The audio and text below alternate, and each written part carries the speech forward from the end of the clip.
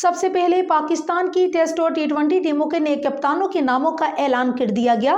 Pakistan cricket board نے شان مسعود کو test team جبکہ شاہین شاہ افریدی کو ٹی20 ٹیموں کی کپتانی سونپ دی۔ پاکستان کی ٹیسٹ اور ٹی20 ٹیم کے نئے کپتانوں کے ناموں کا اعلان کر دیا۔ پاکستان کرکٹ بورڈ نے شان مسعود کو ٹیسٹ ٹیم جبکہ شاہین شاہ افریدی کو ٹی20 ٹیموں کی کپتانی سونپ دی، جبکہ کوچنگ اسٹاف کی بھی چھٹی ہو گئی۔ قومی کرکٹ ٹیم کے نئے ہیڈ کوچ کا نام سامنے آ گیا۔ میڈیا رپورٹ کے مطابق پاکستان کرکٹ بورڈ نے دورہ آسٹریلیا کے لیے قومی کرکٹ ٹیم کا مقامی کوچ تعینات کرنے کا فیصلہ کیا ہے۔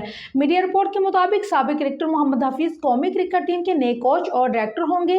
اس حوالے سے جلد باقاعدہ اعلان کیا جائے گا۔ Pakistan cricket board management committee کے چیئرمین ذکا اشرف نے ورلڈ کپ میں قومی ٹیم کی ناقص کارکردگی کے باعث کوچنگ اسٹاف کا دورہ آسٹریلیا میں کام کرنے سے روک دیا ہے۔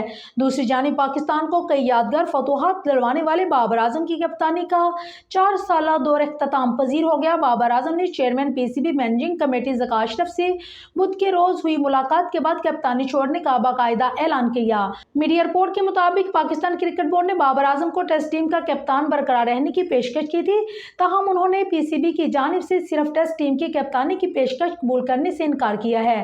ذکا اشرف سے ملاقات کے بعد بابر اعظم نے سوشل میڈیا پر جاری پیغام کے ذریعے کپتانی چھوڑنے کا اعلان کیا۔